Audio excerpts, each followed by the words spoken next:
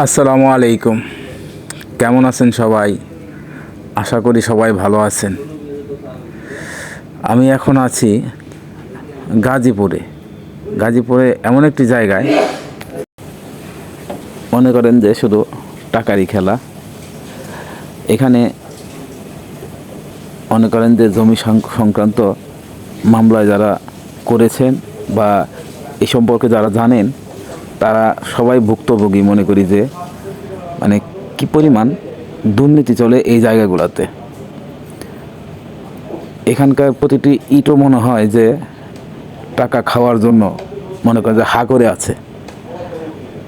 এখানে দেখুন যে পরিবেশ, এখানকার আইনজীবীরা দেখুন সবাই দুর্নীতির সাথে জড়িত। ম্যাক্সিমামই সৎভাবে এখানে কোনো কিছু হয় না। টাকা ছাড়া কোনো কিছুই সম্ভব না এখানে। এদের সম্পর্কে আমার আসলে খুবই কষ্ট লাগে বলতে, যে এদের কাছে মানবতা মনে করেন যে কোনো মানবতা নাই। এরা শুধু টাকার পাগল। জমির ডেট পড়ে, ডেট প্রতি ডেটেই নির্দিষ্ট হারে মানে টাকা পে করতে হয়। আর উকিলের এটা তো উকিলদের একটা বড় ব্যবসা।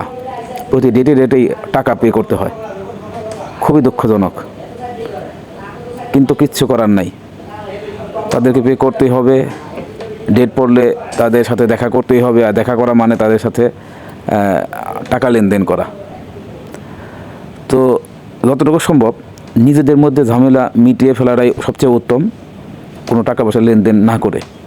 সরকারের উচিত জমি সংক্রান্ত মামলাগুলোর একটা টাইম বেঁধে দেওয়া, যাতে এই সময়ের ভিতরে এই মামলাগুলো নিষ্পত্তি করা হয়।